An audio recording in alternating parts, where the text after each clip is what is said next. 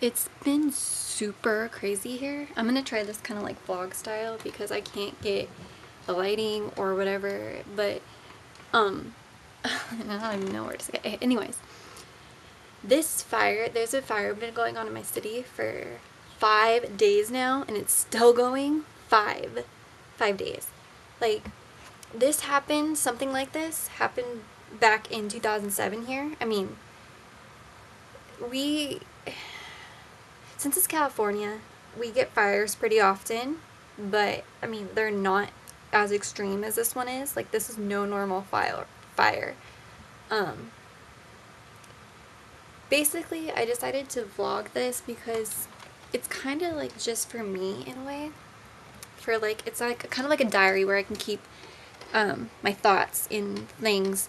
I remember back in 2007, I did this basically a 16-page paper, 16 pages on loose leaf paper of my experience in 2007 when a fire was here. And actually there was about 4 fires, I think. There was like separate fires all surrounding my area, and one of those fires was here. I mean, it was doomsday here. It was crazy. It was like it fire was everywhere. I mean, and it was super windy back then. I mean, it was in October, so the Santa Ana winds weren't helping. And at that time,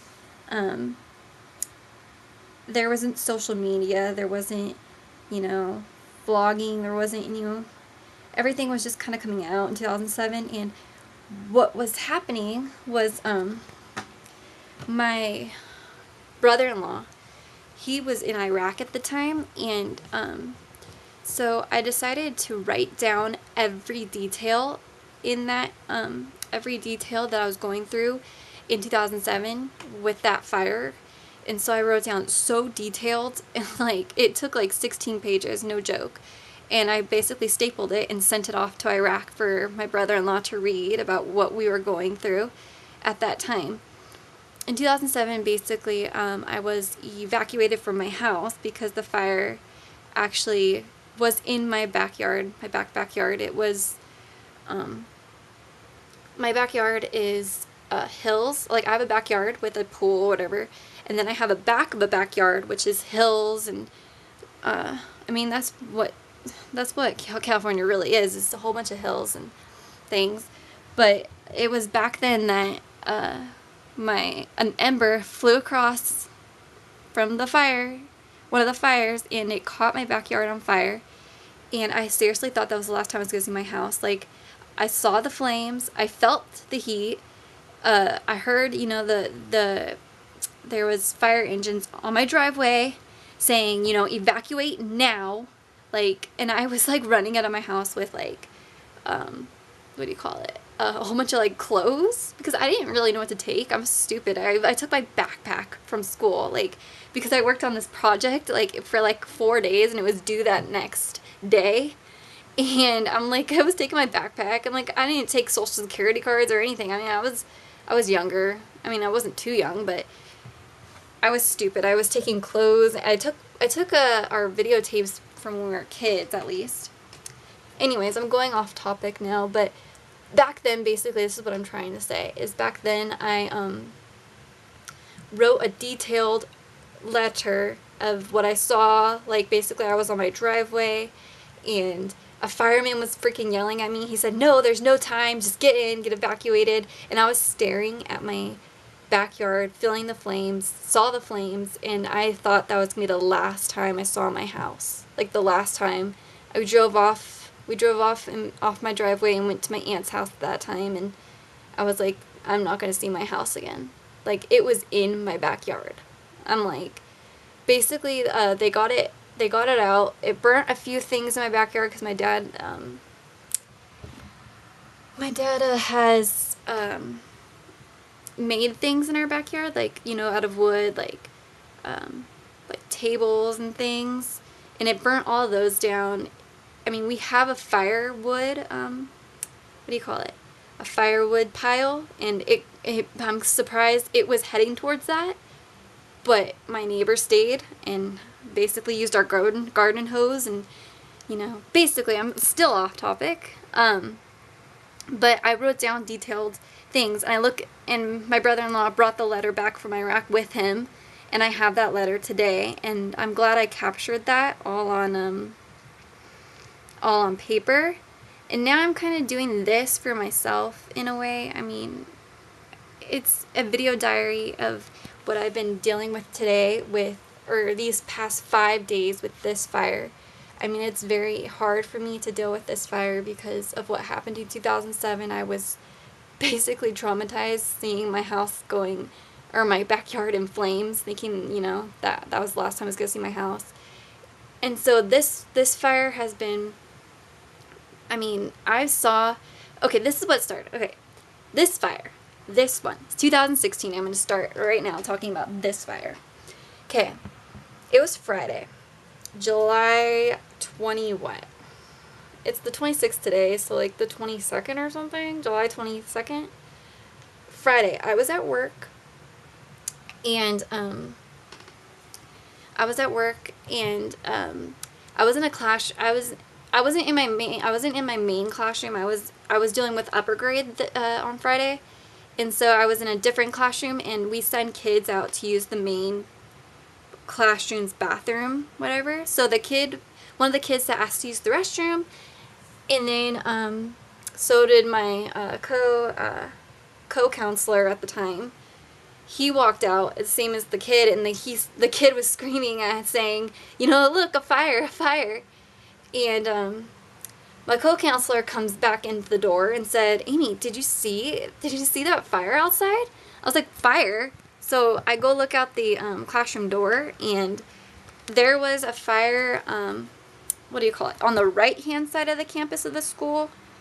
And, I mean, it was just a small, like, fire. I mean, it kind of, like, it looked, I mean, we have fires so much here in California that, I mean, it was just like, oh, it's a fire, like, you know. So, of course, we just kept the kids inside due to, like, it was already hot anyways. I mean, it was 100 and I think it was almost 100, so the kids were going to stay inside anyways, but because of the air quality, we decided to stay inside. I mean, it wasn't that big at the time. I wasn't that worried, but then I looked at my phone. My phone, you know, gives updates when emergencies go off, and my phone said that the fire started on the 14 freeway here, and it was in Canyon Country, and that's where I live. My school is like 15 minutes away from me, so I was like, oh shoot, that's more by my area. So but it was like more to the left of my house, like it's not too far off, but I knew that my house was closer to the fire than my school, and so or my workplace school thing. And so I mean, when I got home that day, you know, I was looking up where the fire was. It was growing pretty fast. I mean, you didn't really think about it, like you didn't really think too much that it was gonna grow, you know, the way it did. And that night I got kind of scared because I was looking toward the left side of my house. Basically, here, let me show you. Okay, this is my window here, and I was looking toward, this is the front, and I was looking toward this side, and it was growing. I saw a red flame growing here, and then it started growing brighter. So it started low, and then it started growing brighter, brighter, brighter. It started going up this ridge here, and I was freaking out at that time because I was like, you know,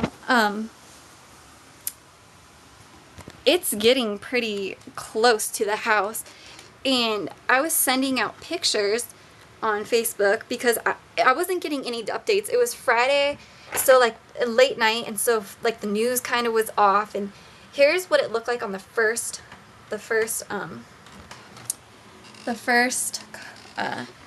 little thing, and then it started rising and getting closer to the ridge, And this is what it started getting to. It started getting brighter and closer to my house. So then I started freaking out. So I'm like hosting it. And then my friends who live 3 doors down, I mean, we've been friends since we were 2. I mean, they live on my block. They only live 3 doors down. So they were starting to freak out because of my pictures. And they looked out their window and was like, you know what, Amy, let's go for a ride and see exactly where this fire is, because we were like all like confused, and we're like, where it says it's in Sand Canyon, like that's where it was, but it shouldn't look this close. So basically we all got into the car Friday night at, this is no joke, like 12:30 a.m. in the morning, midnight. We were all like, everybody was freaking out in our town. Everyone in our town was out, like, you know, like, we went to Todd Longshore. There's this park, a couple, just, you can walk down to this park from me, and it's cool because I live on a hill, and this park is only a little bit down from me. So at that park, it shows like the whole valley, like you can see from the whole valley. We tried to go into that park. And there was bumper to bumper traffic. People were crowded out. Like, this was seriously like 12, almost 1 o'clock in the morning. And there was like cars waiting to get in a huge line waiting to get into the parking lot. And the parking lot was jam-packed full. There was people walking to I mean, it seemed like a scene from Pokemon Go, but nobody had like, everybody was just looking at the fire and not, you know. And there was a lot of people there.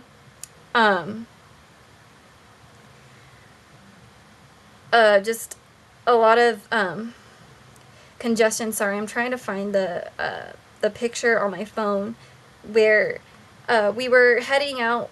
We were heading out from my neighborhood, and that's what you saw. And so we were like, oh shoot, you know, that's huge. Like, that's coming really close now. So basically, you know, everybody was at Todd Longshore, so we tried to go to different areas to look at where the fire was, just to give us peace of mind. And so we went to this place, but it was kind of opposite the fire.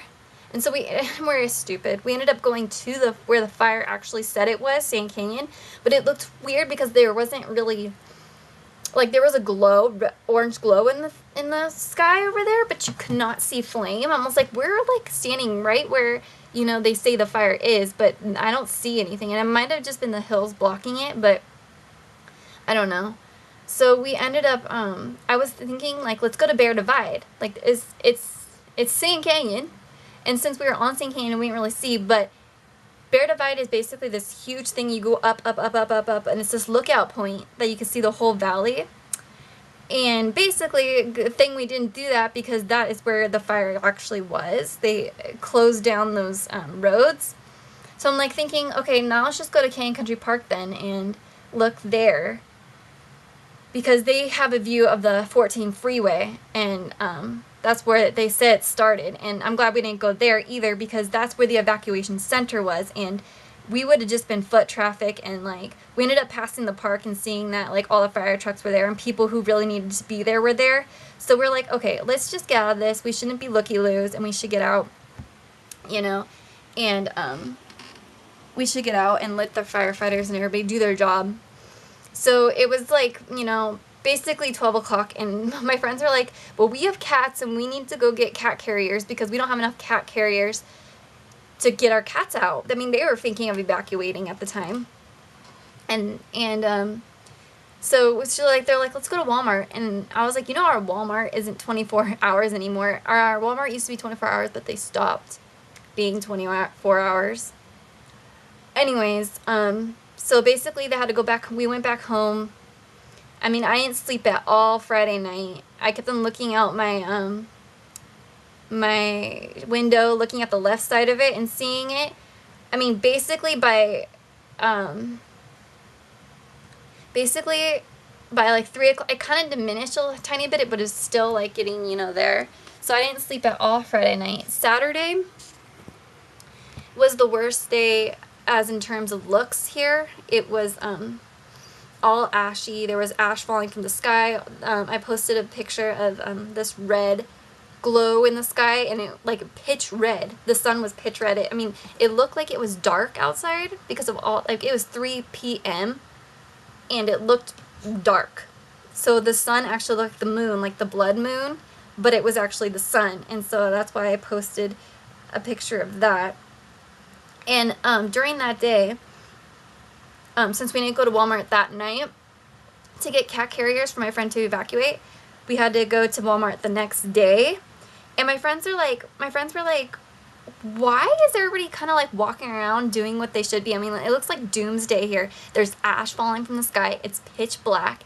And if you really think about it, people were really just, you know, going about their day. Like going to Walmart, going to Target, going to, you know, like here's Target on Saturday. This is what it looked like on Saturday. And if you see, let's see if I can zoom in here.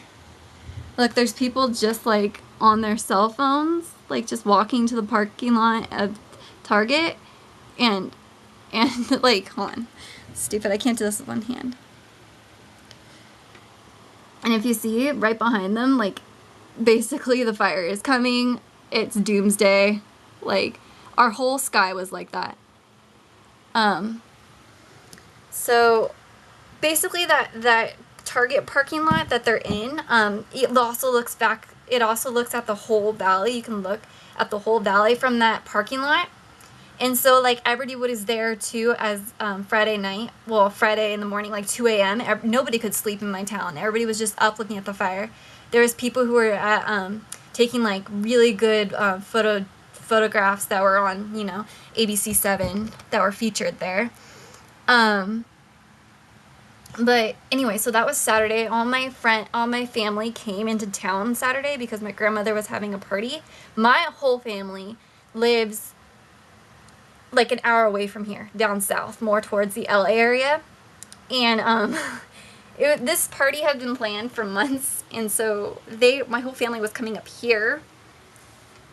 And my aunt who was hosting felt so bad because like this was actually the hottest day of the year here. It was like 116 like on Saturday. Well, 106.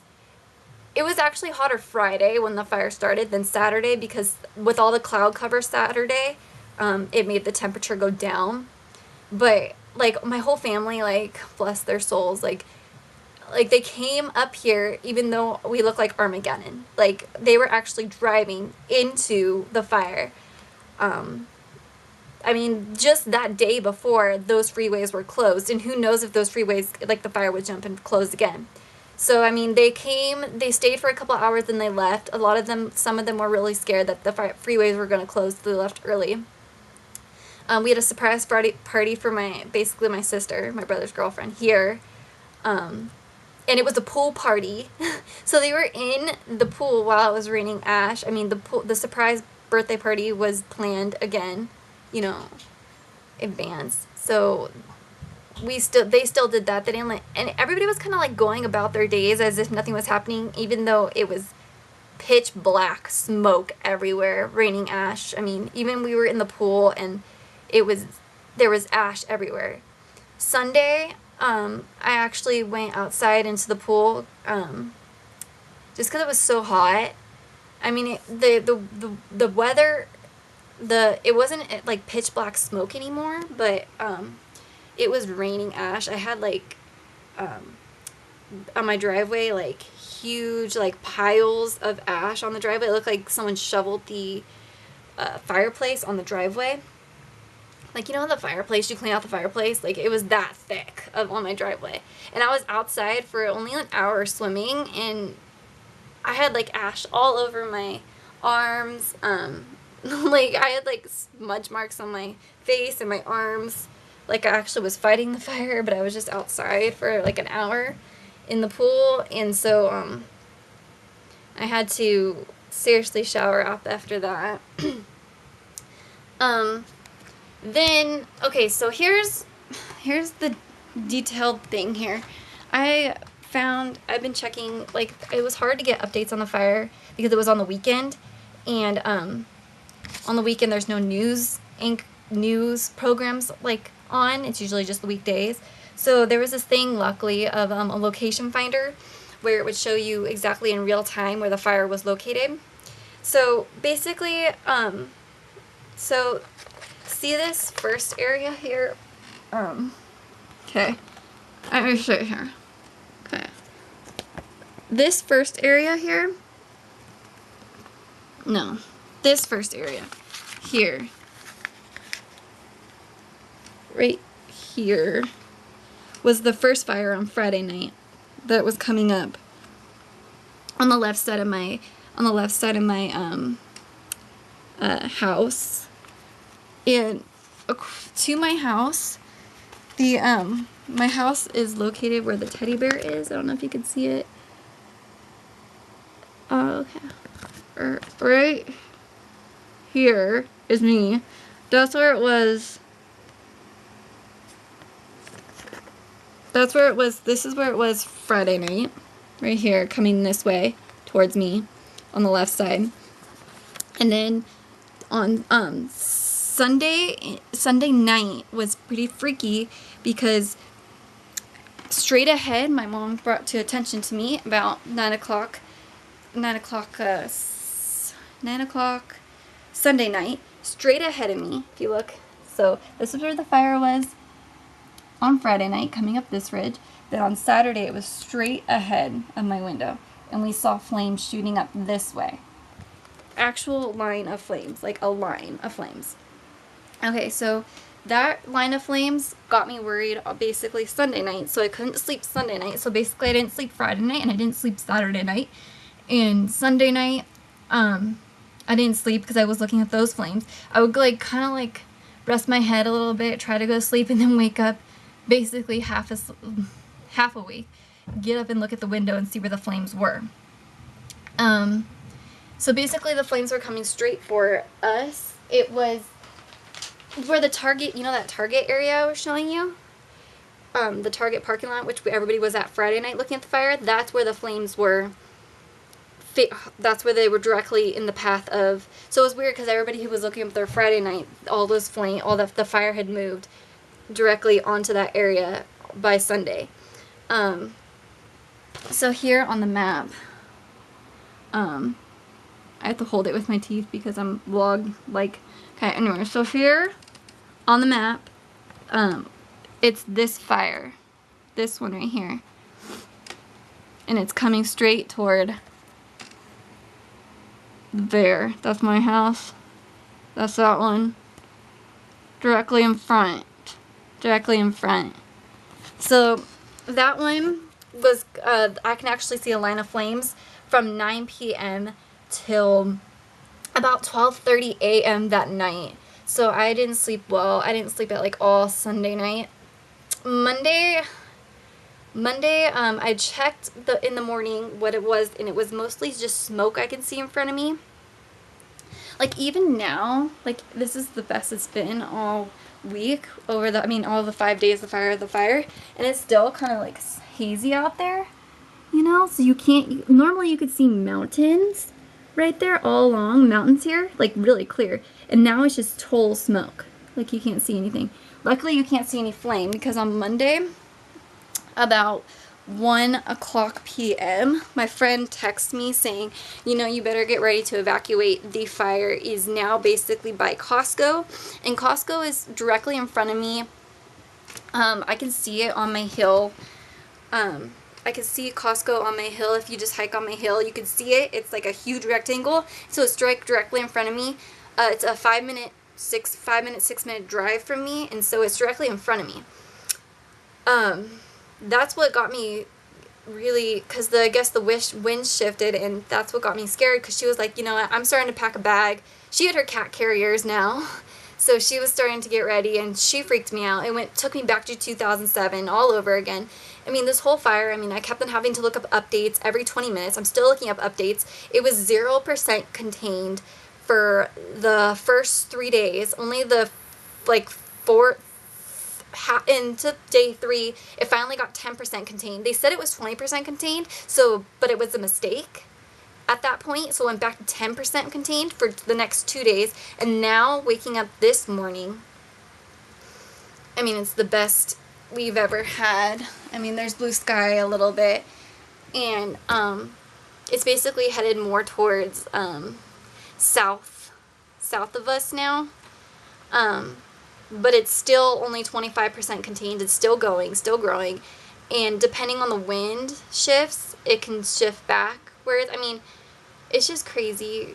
I just kind of want it to be out because, I mean, it's just, you keep on having to check updates, and it's just, you're never, like, even if it's not me directly affected, my friends have been evacuated, and, like, one of them was in Sand Canyon, and she just got back into her house yesterday, and, like, it's just knowing, you never know. It's just always being on the alert. You cannot, like, I'm just, like, resting in bed, trying to rest, and I hear helicopters, you know, going and going all night long, thinking that the helicopters might be coming closer. And so I have to get up and see exactly where the fire is every night. Like, it's just, I haven't been sleeping. Like, I just want to feel calm and safe again. Like, it's like it's like the 5th day.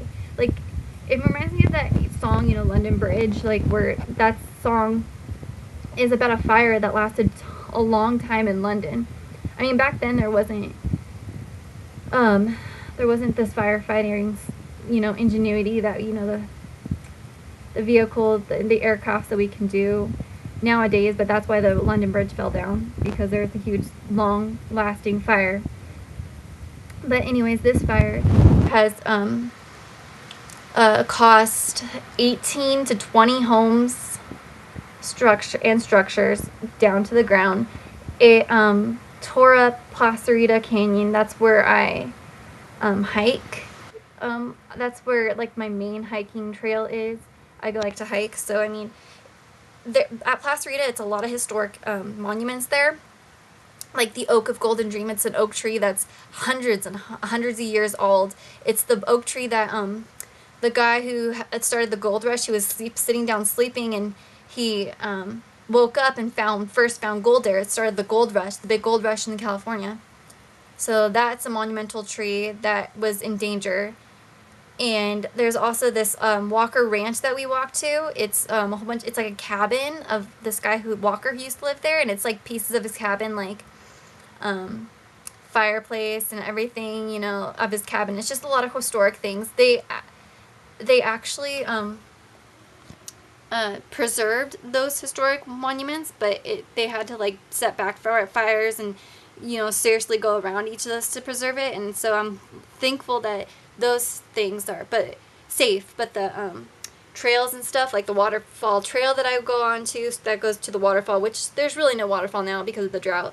Those trails are just demolished. They have to grow back. I mean, seriously, we left a scar spot that you can see from space in NASA, like, huge. Basically, this fire is still growing. It's 37,500 acres. So basically, it started on Friday, and now it's Tuesday, and it's still going. That means that it grew 10,000 acres a day, meaning, I mean, it's been growing, like, you know, each day, which is 10,000 football fields. Imagine a big football field that you have to run a track at. 10,000 football fields a day. That's what it is. To add up to 37,500 and still growing acres now. So the big footprint we left was just, we have a big scar that you can see from the earth. The smoke has been seen out to LA, and it's covering, I mean, it's even going, the smoke is even going to all the way to Las Vegas. Like, it's crazy how big this fire is. And now I don't even know how long I've been talking, because it's been a long time. But I basically, like I said, the whole letter that I started off with back in 2007 was a 16-page letter, so this vlog would probably be long. But, I mean, my feelings basically is just scared, you know. I mean, now that I see more blue sky and smoke off to the distance, you know, it gives me a security sense a little bit. But, like, each night I have a feeling, because each night the wind shifts. Like, we have this wind going this way, and then each night the wind shifts back my way each night. And so in the morning you have to check when you wake up where the fire is on my, like, map. I, like, look, and I can see, you know, where it moved. And it's so sad because I know that, you know, more houses have gone down. Like, people have lost houses, and one life has been lost. This guy was trying to evacuate. He was 68 years old, and they found his charred body in a vehicle. He was the only death, and hopefully that will be the only one. The firefighters, you know, have been working constantly. They've been in my minds because, like, basically it's just them that's fighting this fire. Like, that's keeping us.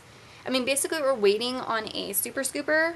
I mean, we have different fire things up in the sky fighting, but if we had a super scooper, like, it would take out, like, a lot more. It would, but we don't have the finances right now to get our super scooper from Canada, and basically we don't have our own, so we have to rent one from Canada, which my brother-in-law said that it costs like $18,000 to rent one, and then to use it costs $500 an hour to actually use it. And to rent one, it actually puts us more in the money hole than to actually buy one, but to buy one is still, like, a lot of money. So we haven't had any super scoopers, but we have a whole bunch of other firefighting. I mean, because, I mean, it's a brush fire, so it's hard to get to the point. So a lot of the things, like, at night, it's basically just air control at night, doing it. But hopefully this fire ends soon. I mean, watching the news, they said it's still going to be a number of days. It's 25% contained right now. That's the, like, just hearing that gets me, like, at least they have a containment, because it's been 10% contained for the last 4 days, and the first 2 days it was 0% contained, and it was just out of control. The fire has a mind of its own, a climate of its own. It creates its own wind, and I guess, I don't know, I'm just going way off, like, of my time limit here, but that's kind of just my feelings and where I stand. It's kind of my little diary of where the fire is, and basically my city is on fire, but luckily it's looking a little better. It took us from Friday to Tuesday to get that way. It's just, I hope it's not spreading more to, like, I don't want it to cause, like, can you imagine if the whole Southern California, like, it went to, like, you know, I just want it to end. Nobody needs to get hurt. The firefighters need rest. Nobody needs to die. Like, it seriously needs to be done. I'm sick of it. I'm fed up with it. Want fresh air. I'm sick of sucking in ash. I have to seriously close my windows every day, and we don't have air conditioning, and I mean, it's like in the hundreds here, so I'm basically living off my fan and being stuffy in here, but I don't want to complain about that. But I mean, we don't have air conditioning in my house, so it's been hard, and, like, I can't even go outside, because, like, I mean, that's what I'm gonna do. That's what I do. I mean, I'm off work for a few days right now, and, like, that's what I want to do. I want to hike. I want to be outside. I want to go in the pool, but everything's an ashy mess. Can't hike. Can't do anything. You can't even be outside, really. Anyways, now I'm just complaining. But that's how, basically, that's coming to the story. I'm basically gonna try to look at my camera and see how long I've been filming. But thanks for listening to my diary. It's basically just for me. If you're still watching, then congrats. But anyways, take care, and God bless the firefighters, and I pray that this fire will end soon. Soon. Alright, bye.